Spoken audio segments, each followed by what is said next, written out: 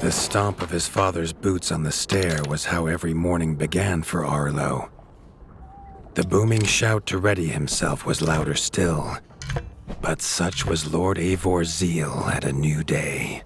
Dawn was breaking over winter's edge, and Arlo was yet to miss one.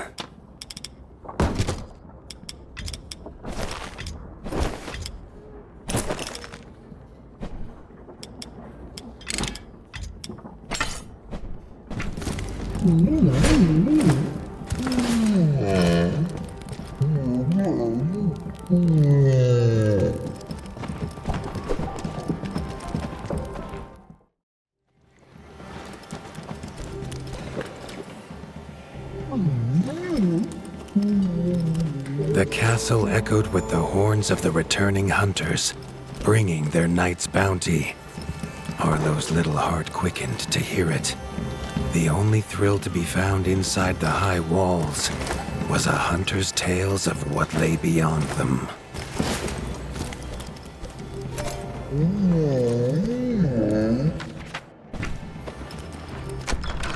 Arlo tells himself it's a good life here in Winter's Edge.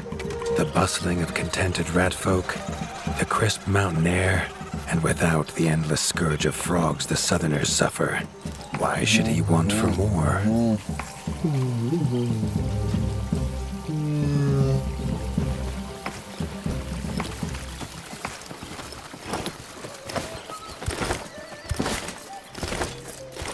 There was no time for tales of the hunt today. Lord Eivor was already dividing what was an excellent haul, happy to see his people provided for. Arlo longed only to join the hunt, to see the Ratdom or even the lands beyond. His father called it a fool's wish. Arlo's destiny was unshakable, much like the keep that would become his by birthright.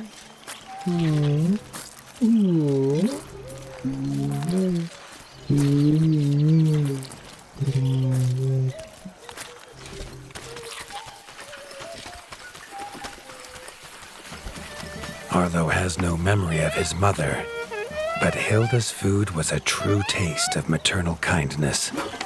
With the right ingredients, she would make meals nourishing to body and soul.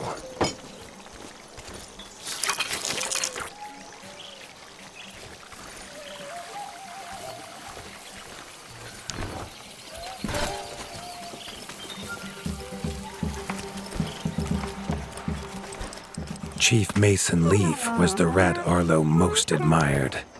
As younger brother to Lord Eivor, his carefree uncle never faced the burden of being warden of the wastes. With walls this strong, his duties were light, leaving him plenty of time for his nephew. Krunk was a rat's rat, with no interests beyond his forge. If you have the parts, this Mastercraft's rat can make armor and weapons that would see off a sky scorcher bite, or so he claims.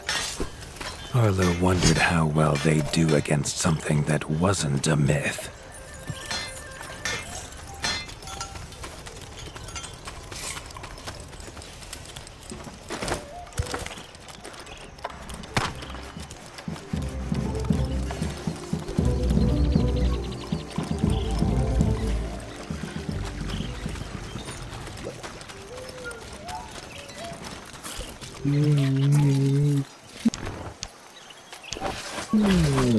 The hunters had brought unwelcome news. A family of the reviled creatures ratfolk called backstabbers had moved into the wastes. Eivor told his son to fetch his weapons.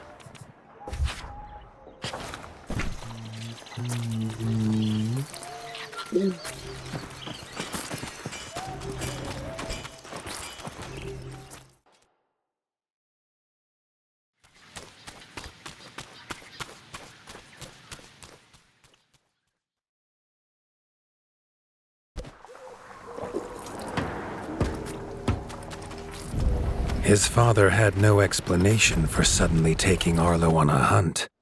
It even gave the hunters pause. Arlo had been taught to fight, and better than most. But rarely had he been tested. He was determined to prove himself. The rugged terrain of the outskirts could have taken all day to traverse, but Arlo's trusty grappling hook allowed him to swing between its many crevices.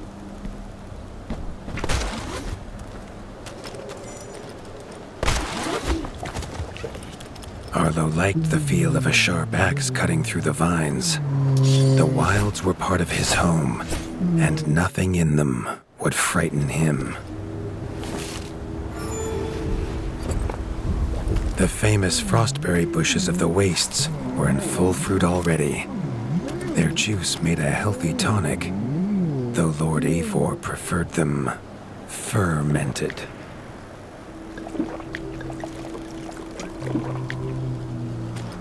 His father was a sturdy rat, built for strength, not speed. So Arlo found it curious that he challenge him to a race. The prospect of the hunt had filled Lord Eivor with a vigor that his son had not seen in years, or at least since breakfast.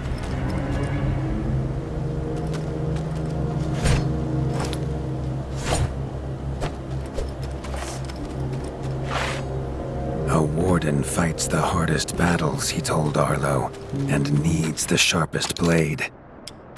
With that, Eivor gifted Arlo his own sharpening whetstone. Whether these beasts were named for their spines or for some past unforgivable deed, no rat knew. Either way, Arlo was about to find himself at the pointy ends of this brood. Even young backstabber Red attacks were brutal, but a well-timed dodge would see Arlo escape unscathed.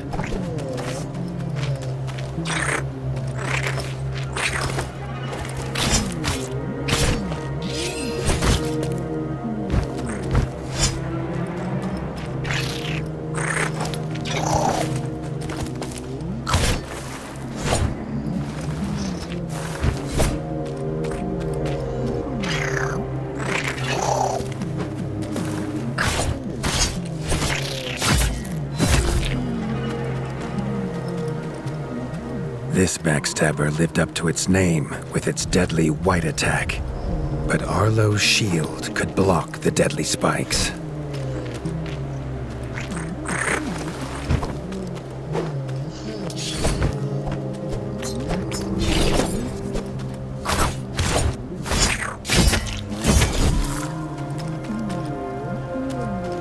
This young one used vicious yellow attacks. Arlo had to time his parries perfectly.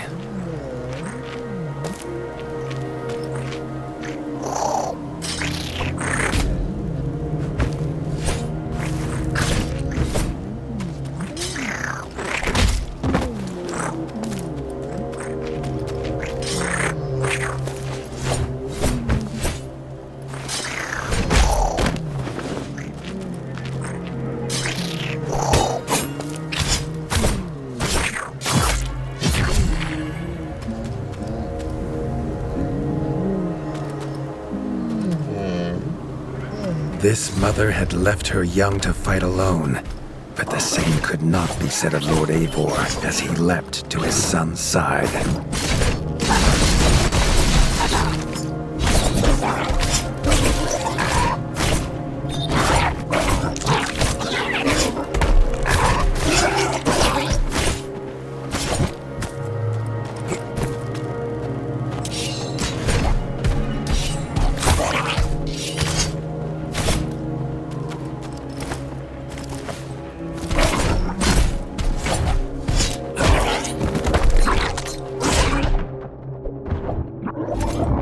It was Lord Eivor's mighty blade that took her head, but the fight was won together.